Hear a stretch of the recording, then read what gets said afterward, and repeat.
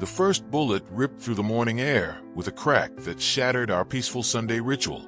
My service dog Max, the golden retriever who'd guided me through countless PTSD episodes after my military service and silently accompanied me through years of congressional hearings, yelped and collapsed onto our freshly cut lawn, his golden fur staining crimson beneath the rising sun. Self-defense. Karen Martinez screamed, still filming with her phone as her husband Tom lowered his smoking weapon. That dangerous animal was threatening our property values. What our power-hungry HOA president couldn't possibly understand in that moment of calculated cruelty was that she hadn't just shot a dog. She'd shot a congressionally protected service animal belonging to Representative James Sullivan, the very congressman whose housing reform bill was about to revolutionize HOA oversight across America. Sometimes the most dangerous enemies aren't the ones you face in Washington. They're the ones hiding behind clipboards and property value spreadsheets in your own backyard. I still remember the day I moved into Oak Ridge Estates, my dream home, with its perfect little garden where Max, my service dog, could finally have space to play. The golden retriever who'd saved my life countless times during my darkest moments after returning from overseas. If only I'd known that garden would become a battlefield. The first week was peaceful. I kept to myself, working remotely on housing bills that nobody knew about. That's how I liked it. Just another homeowner trying to live quietly. Max would help me through my PTSD episodes. His gentle presence, keeping the memories at bay while I served in Congress under the radar. The neighbors smiled and waved, probably thinking I was just another work-from-home professional. Then came the first note. A pink piece of paper stuck to my door with writing so angry it had torn through in places. Unauthorized pet, violation of HOA codes. I couldn't help but laugh at first. They clearly hadn't done their homework about service animal laws. I pulled out my phone to take a picture when I heard that voice for the first time. You must be the new neighbor breaking our rules. The woman marching across my lawn had that look, perfectly styled hair, designer yoga outfit, and a face twisted with the kind of entitlement that money can't buy. I'm Karen Martinez, HOA Community Standards Committee Chair. She said it like she was announcing herself as queen. I kept my voice calm. Years of congressional debates coming in handy. Nice to meet you. I'm James, and this is Max, my service dog. I reached for his papers, but she was already shaking her head. We don't allow large dogs here. They destroy property values. Barbara Thompson, our HOA president, has very specific guidelines about this. Karen's eyes narrowed at Max, who sat perfectly still beside me. And really, you don't look disabled. My hand tightened on Max's leash. Not all wounds are visible, I wanted to tell her. Instead, I smiled. I understand your concern, but service animals are protected under federal law. I have all the proper documentation. She pulled out her phone, snapping pictures of my house, my garden, and Max will see about that. This isn't over. Karen stormed off, her designer sneakers leaving little dents in my freshly watered lawn. That night, I couldn't sleep. Max sensed my anxiety, staying closer than usual. I'd faced down hostile foreign governments, argued bills on the House floor, but something about Karen's threat felt different, personal. While Max dozed beside my desk, I pulled up Oak Ridge Estates HOA regulations, scanning for any mention of service animals. Nothing. They'd never even considered it. The next morning, I found my garden fence spray-painted with the word violation in bright red. Through my security camera footage, I watched Karen directing someone to do it at 6 a.m. The paint was still wet when I touched it, and Max's paw prints tracked red across the sidewalk. Exactly what they wanted. I was drafting an email to the HOA board when another knock came. This time it was Barbara Thompson herself, clutching a thick folder of complaints. She barely looked at me, her eyes fixed on Max with disgust. Mr. Sullivan, we pride ourselves on maintaining certain standards here, she began, her voice dripping with fake sympathy. Perhaps you'd be more comfortable in another neighborhood. I felt Max press against my leg, grounding me like he always did during anxiety attacks. That's when I saw Karen in the background, filming everything on her phone, probably waiting for me to lose my temper. They had no idea who they were dealing with, or the laws they were breaking. But for now, I needed to play the smart. Thank you for your concern, Barbara. I'll review these complaints carefully. I accepted the folder with my congressional poker face, the same one I'd used during intense committee hearings. By the way, does the HOA have insurance for federal housing law violations? Her smile flickered for just a second. Behind her, Karen stopped filming. Neither of them knew it yet, but they had just started a war they couldn't win. I woke up to the sound of a camera clicking outside my window.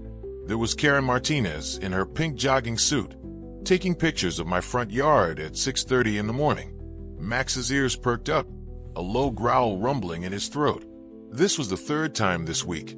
Got to document all the dog poop that's ruining our property values, she yelled when she saw me. I hadn't even had my morning coffee yet. Max never left messes. His service dog training was impeccable. I knew this because I spent 2 years and $30,000 getting him specially trained after my last deployment. I grabbed my phone and started recording her trespassing on my property. Karen's face turned red as a tomato. You can't film me. This is harassment. She stamped her foot like a child having a tantrum. The irony was completely lost on her. Later that morning, I found printed flyers in everyone's mailbox about dangerous animals in the neighborhood, with a grainy photo of Max sleeping in my front yard. Karen had drawn red circles around his massive fangs, which was actually just Max yawning. I kept one as evidence, adding it to my growing file of HOA harassment. My security cameras caught her sending her teenage son Tommy to plant fake dog waste in my yard that afternoon. The poor kid looked so embarrassed, mouthing sorry to my front door camera. I didn't blame him. Karen was the type of mom who'd ground him for refusing. The real trouble started during my evening walk with Max. We passed the community garden I'd helped plant last spring. Karen was there with Barbara Thompson, the HOA president, pointing at my tomato plants. They're not regulation height, Karen insisted, waving a ruler around. And who knows what diseases that dog could spread to our vegetables. I stopped, pulled out my phone, and played them the recording from our last HOA meeting where they'd specifically approved my garden plans. Karen's face went through 50 shades of purple. You're not allowed to record meetings, she screeched. Actually, I was. I checked state laws carefully before moving here. That night, I smelled something strange while making dinner. Max started barking frantically at the window. I rushed outside to find my entire garden wilting. Someone had doused it with industrial-strength weed killer. The tomato plants I'd grown for our community food bank were dying before my eyes. The cameras caught Karen's husband Mike doing the deed, wearing a black hoodie like some cartoon burglar. I called the police to file a report. Officer Martinez, no relation to Karen thankfully, took photos and documented everything. You know, she said quietly, we've had 7 complaints about this HOA in the past month. She handed me her card with a knowing look. I added it to my file. The next morning, Karen had organized an emergency HOA meeting about property values. I watched through my window as neighbors filed into her house. Some looked uncomfortable, others eager for drama. Mrs. Jackson, my elderly neighbor who loved Max, caught my eye and slowly shook her head as she walked past. She slipped a note into my mailbox later. They're planning something big. Be careful. I sent clips from my security cameras to my old friend at the local news station. Not for publication, just insurance. Then I sat down at my desk, pulled out my congressional letterhead, and began drafting a letter about discriminatory housing practices. My hand shook slightly as I typed, but Max pressed his head against my leg, grounding me like he always did. That's when I heard the first rock hit my window. I looked outside to see Tommy Martinez with tears in his eyes, his mother's hand gripped tight on his shoulder, forcing him to throw another. Other neighbors watched from their driveways, phones recording, no one daring to stop her. As the second rock shattered my living room window, I reached for my phone. Little did Karen know, but tomorrow's HOA meeting would have an unexpected guest into the HOA meeting room. And this time, my heart wasn't coming as just another homeowner. Quietly guided me to an empty chair. Shake under my desk. The room fell silent except by the Karen's loud whisper. I wondered if I'd waited too long to reveal who I really was bringing that dog in here. I took a deep breath, remembering my training from countless heated debates in Washington. This wasn't my first fight, but it was perhaps my most personal one. Barbara Thompson stood at the podium, her perfectly styled gray hair and pressed blazer matching her rigid personality. She smiled that fake smile I'd seen too many times before.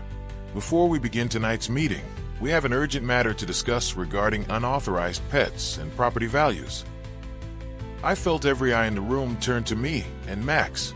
A few neighbors quickly looked away, shame clear on their faces. They knew what was coming but were too scared to stand up to the HOA board. I gently patted Max's head, drawing strength from his calm presence. Karen Martinez shot up from her seat, waving a stack of papers. I have documented evidence of this dog urinating on my prize-winning roses. My children can't even play in our yard anymore because of their severe allergies. I had to hold back a laugh. Her kids were at the community pool just yesterday, playing with the Watson's Labrador without any problems. I stood slowly, pulling out Max's service animal certification and a copy of the Fair Housing Act. Max is a registered service animal and under federal law. Karen's shrill voice cut me off. We don't care about your supposed federal laws. This is a private community.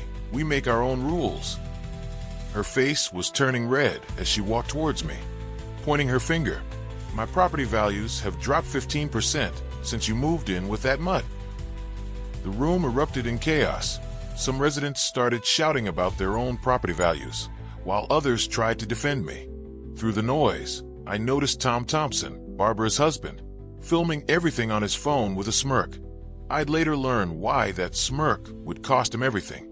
If I may, I said calmly, my voice cutting through the noise like it did on the house floor. I've taken the liberty of pulling our neighborhood's property records. I opened my laptop, connecting it to the projector. Actually, property values have increased by 12% since I moved in. The only decrease was after Karen's unauthorized pool installation cracked her neighbor's foundation. The room went dead silent. Karen's mouth opened and closed like a fish out of water. I wasn't done. I also have satellite images showing that Barbara's new fence extends 3 feet into public land, which is why I've been getting citations about Max being off-leash in what is actually a public space. Barbara's face went pale. This meeting is adjourned, she announced quickly, gathering her papers. But the damage was done. Other residents started raising their hands, wanting to share their own stories of harassment and unfair treatment. That's when Karen lost it completely. She marched up to Max, who sat perfectly still despite her aggressive approach. This dog is dangerous. Look at how it's growling at me. Max wasn't making a sound, and everyone could see it. He tried to attack my precious Bella just yesterday. I pulled out my phone, playing a security camera clip from my front yard. You mean when your unleashed Chihuahua charged at us while Max calmly guided me away? The video played clearly for everyone to see. Several neighbors gasped. Barbara banged her gavel desperately. This is unauthorized recording. You can't. Actually, I said, my voice steady. The HOA bylaws only prohibit recording of private residences. Common areas are fair game. Years of reading legislative fine print had finally paid off. As the meeting dissolved into chaos, I noticed Tom slip out a side door, phone in hand. He was texting someone frantically. Max's ears perked up, sensing something I couldn't. If only I'd paid more attention to that detail, maybe I could have prevented what happened next. Karen stormed out, yelling over her shoulder. This isn't over. You'll regret moving into MY neighborhood. Her words sent a chill down my spine, not because I was scared, but because I knew that people like Karen and Barbara were exactly why I'd spent my career fighting for housing reform. They just didn't know who they were really dealing with yet. I woke up early that Sunday morning to the sound of birds chirping. Max's gentle nudge against my hand told me it was time for our morning routine. The sun was barely peeking through the clouds, and the grass was still wet with dew. Perfect weather for Max's training exercises. As I stepped into my backyard, something felt off. The usual peace of our morning ritual was broken by hushed whispers coming from Karen's yard. I tried to ignore it. We'd gotten used to her constant spying. Max stayed focused on his tasks, just like he was trained to do. His golden fur caught the morning light as he helped me maintain my balance, a daily reminder of why he was so much more than just a pet. I heard Karen's back door slam. You're filming this, right, Tom? Her shrill voice carried over the fence. "We need evidence of this nuisance." I took a deep breath, choosing to focus on Max instead. We'd already filed 3 police reports about their harassment, and my lawyer was building a solid case. Max's ears suddenly perked up. He shifted his body slightly, placing himself between me and the fence, something he only did when he sensed danger. I heard footsteps crunching on leaves, moving along the property line where Karen had been complaining about my unauthorized garden bed. "Hey, your mud is threatening my wife." Tom's voice boomed from behind the fence. I turned slowly, keeping my voice steady like I'd learned to do during tense congressional negotiations. "Max is a trained service animal, Tom. He's not threatening anyone." Karen's face appeared above the fence, her phone pointed at us. "We've warned you about this dangerous animal. The property values are dropping because of you." Her voice cracked with that same entitled anger I'd heard at every HOA meeting. I reached for my own phone, ready to record whatever false claims they were about to make. That's when I saw Tom emerge from behind his garage, holding something that made my blood run cold. The morning sun glinted off the metal of his home security weapon. "Tom," I said calmly, raising my hands, "think very carefully about what you're doing." Max stayed perfectly still, his training kicking in despite the tension. He was doing exactly what he was supposed to do, keeping me safe, staying calm. "I'm the head of neighborhood security," Tom shouted, his face red with anger, "and I'm protecting our community." Karen was still filming, her smile growing wider with each passing second. Everything happened so fast after that. A neighbor's car backfired in the distance. Karen screamed something about attacking. Tom's finger tightened on the trigger. I lunged for Max, but I was too slow. The shot echoed through the quiet morning like a crack of thunder. Max's yelp of pain shattered my world into a million pieces. My brave, gentle partner collapsed onto our freshly cut grass, his golden fur staining red. "Self-defense," Karen shrieked, still filming. We all saw it. The dog was aggressive. But her voice faltered as other neighbors began emerging from their homes, phones raised, capturing the truth of what just happened. I cradled Max's head in my lap, my training keeping me clear-headed enough to apply pressure to his wound. His brown eyes looked up at me, full of trust even now. Sirens wailed in the distance. Someone had called 911. My hands shook as I pulled out my phone, pressing the emergency contact I'd hoped I'd never need. "Sarah, it's James. Get the legal team now." I heard Karen's sharp intake of breath as she finally recognized my voice. The same voice she'd heard on C-SPAN just last week during the Housing Committee hearing. Tom's weapon clattered to the ground, but none of that mattered. Not Karen's stammering excuses, not Tom's suddenly pale face, not even the approaching police sirens.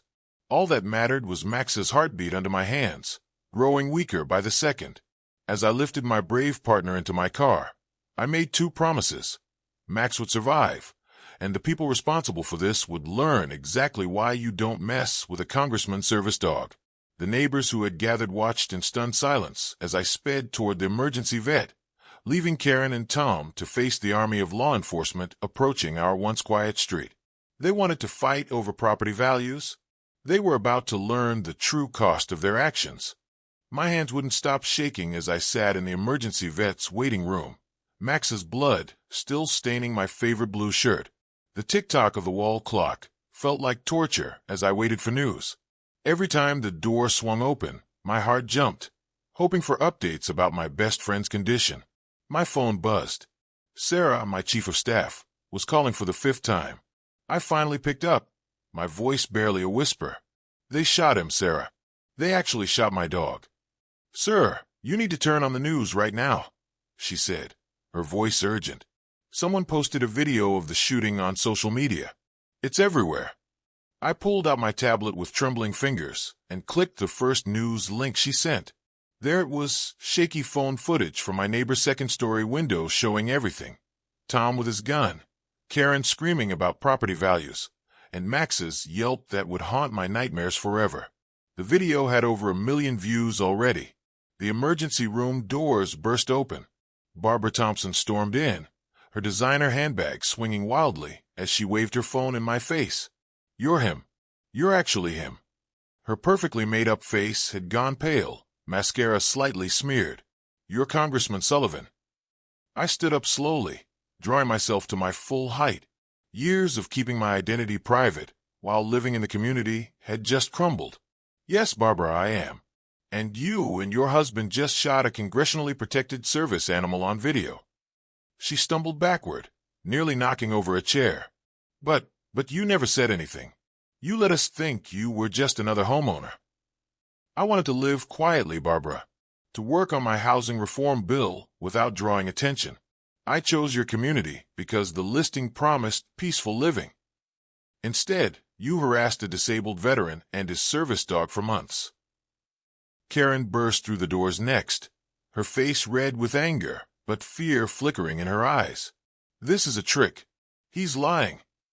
But her voice cracked when she saw the news, playing silently on the waiting room TV. My official congressional photo next to footage of the shooting. My phone buzzed again. Messages flooded in from other members of Congress, the media, veteran groups, and disability advocates. Hashtag Justice for Max was trending nationwide. The young vet tech who'd taken Max back appeared, still in her bloody scrubs. I rushed to her, my heart in my throat. Barbara and Karen fell silent, probably realizing just how much trouble they were in. He's stable, the vet tech said softly. The bullet missed his vital organs, but he'll need surgery. Dr. Patterson wants to talk to you about the procedure. Relief flooded through me, but anger quickly followed. I turned to Barbara and Karen, who were now huddled together near the exit. I've spent the last year working on housing reform legislation, but now I'm adding specific provisions about service animals and HOA oversight. Your actions just became Exhibit A in congressional hearings. Karen's face crumpled. But our property values, our community standards. Your property values? I laughed bitterly. Check your real estate apps, Karen. News travels fast. Houses in Oak Ridge Estates are already being listed below market value. Turns out shooting a congressman's service dog isn't great for the neighborhood's reputation. Barbara grabbed her phone, frantically scrolling through Zillow. Her gasp told me she'd seen the plummeting prices. We can fix this, she pleaded. We'll drop all the complaints, pay the vet bills. It's too late, I said, pulling out a folder from my briefcase. This is what justice looks like. Inside were copies of every harassing letter they'd sent, photos of my vandalized garden, and recordings of their discriminatory HOA meetings. The FBI is already investigating. Service animal interference is a federal crime. The vet tech returned. Sir, Dr. Patterson is ready for you. I gathered my things, watching Barbara sink into a chair, her face in her hands. Karen was still frozen, staring at her phone as angry comments flooded the HOA's social media pages. As I walked through the doors to see Max, I heard Barbara whisper, "What have we done?" The morning news vans lined our once quiet street, like vultures. I watched from my window as Karen Martinez paced her front lawn in her designer yoga pants, desperately trying to shoo away reporters while clutching her phone to her ear. The look of panic on her face was a stark change from her usual smug expression. Max's blood hadn't even dried on my back patio, and already their perfect world was crumbling. My phone buzzed again, another text from my chief of staff. The story had reached national headlines. Congressman service dog shot by HOA board member. Social media was exploding with fury. I clicked through Twitter, watching the security camera footage I'd released go viral. The clear audio of Karen screaming about property values, seconds before Tom fired the shot, was damning. No amount of spin could save them now. A knock at my door made Max whimper from his bed. His bandaged side was a constant reminder of what they'd done. Through the peephole, I saw Barbara Thompson wringing her hands, her usual perfectly styled hair now disheveled. I opened the door, just enough to hear her stammered plea.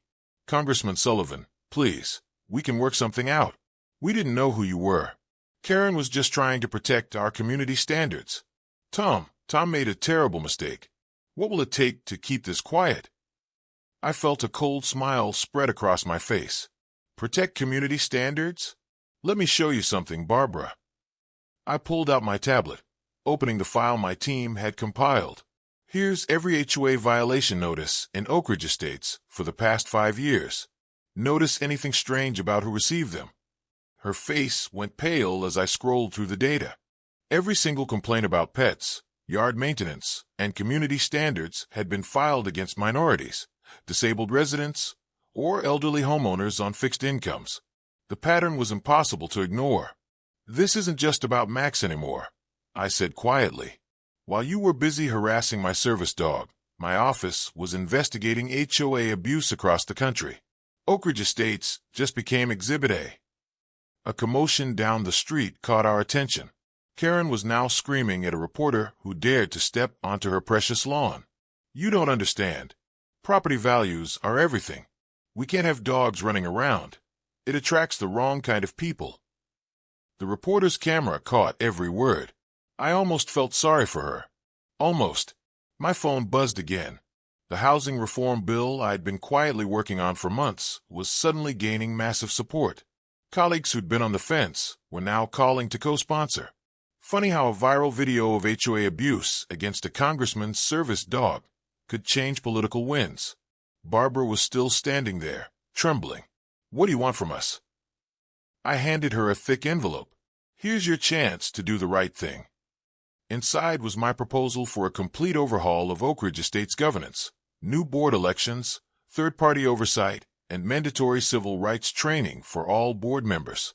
Sign it now, or I'll add your discrimination data to my congressional testimony next week.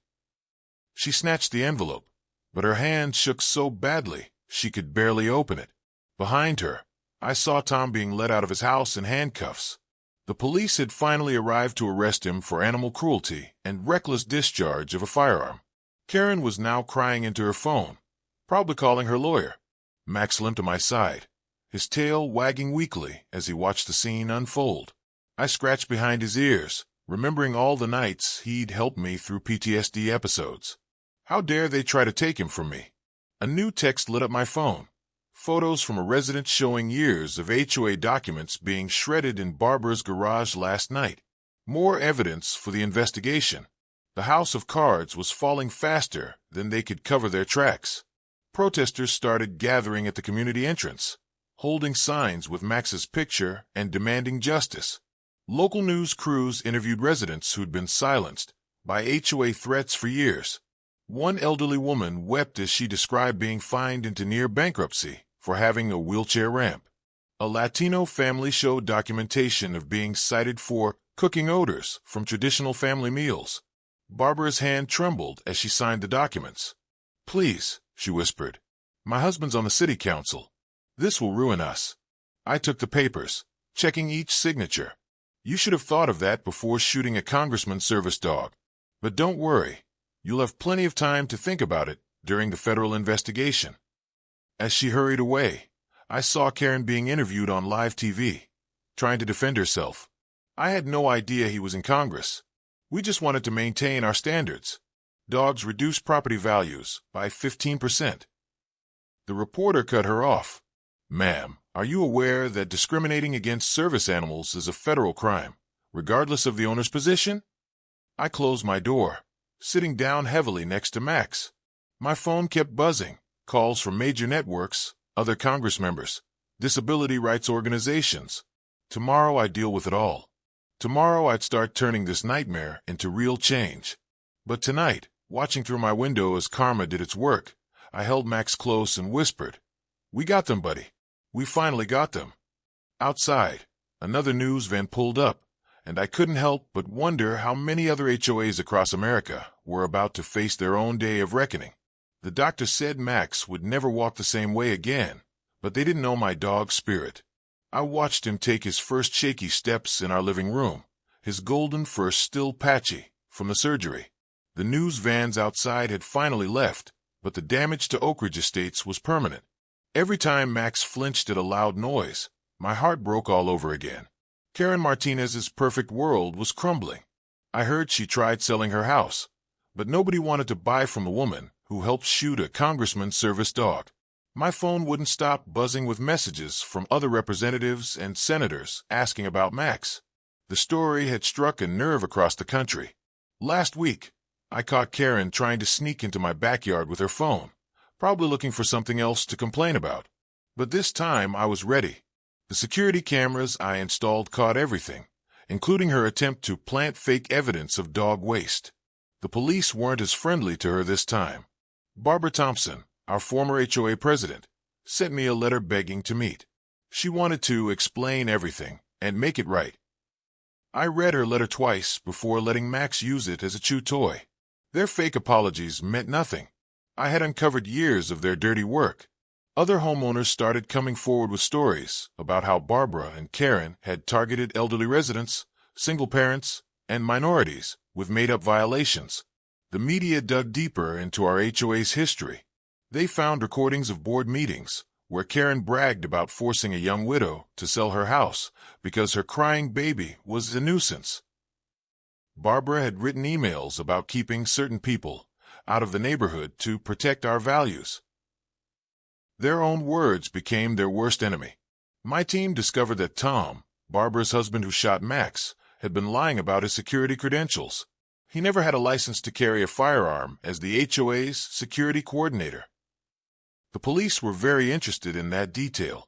Max's physical therapy sessions became the highlight of our weeks.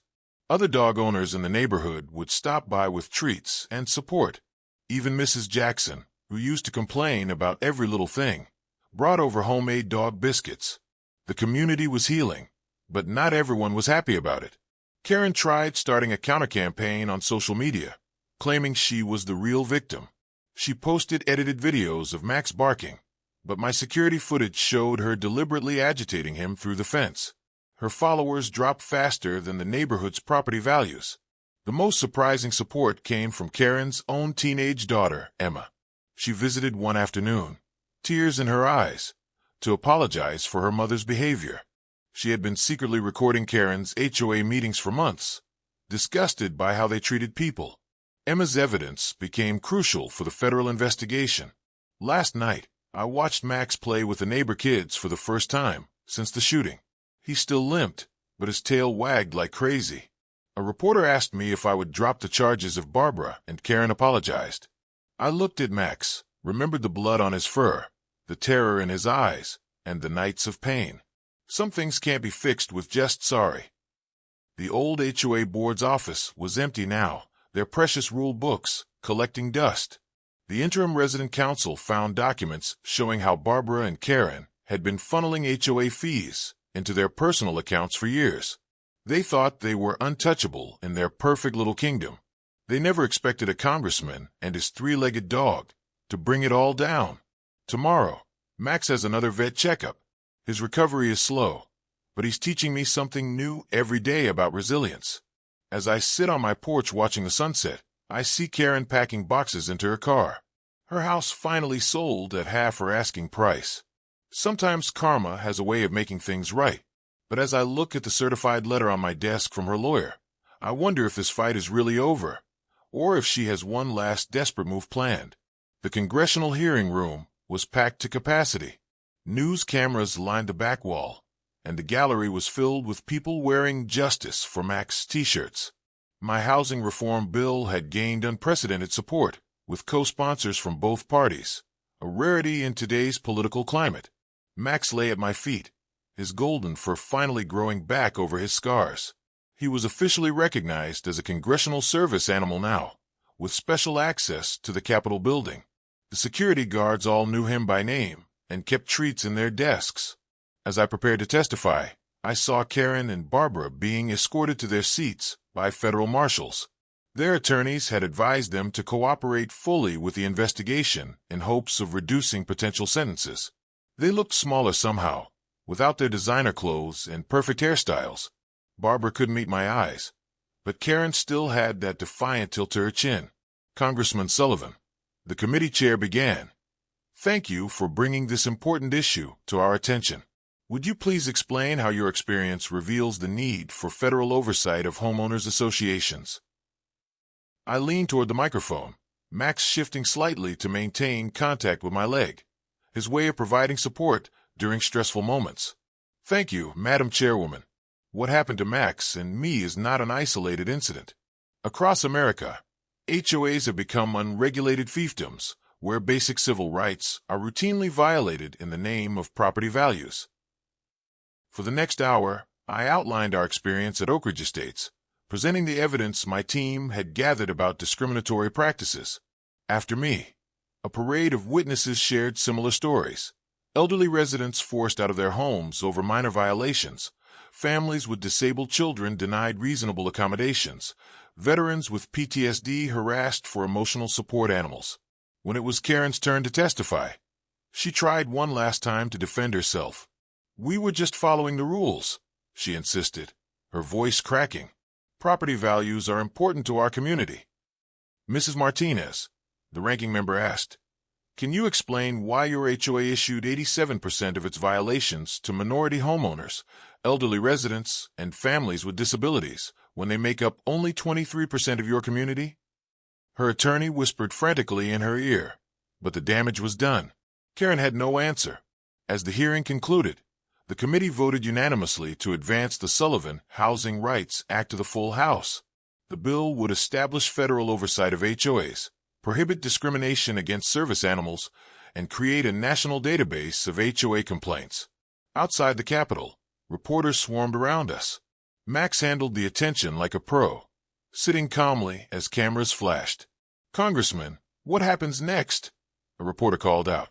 I knelt beside Max, scratching behind his ears. "Next, we make sure that what happened to Max never happens to another service animal. And we remind HOAs across America that property values never outweigh human dignity." That evening, as Max and I walked through our neighborhood, now free of Karen's reign of terror, neighbors waved and children ran up to pet him.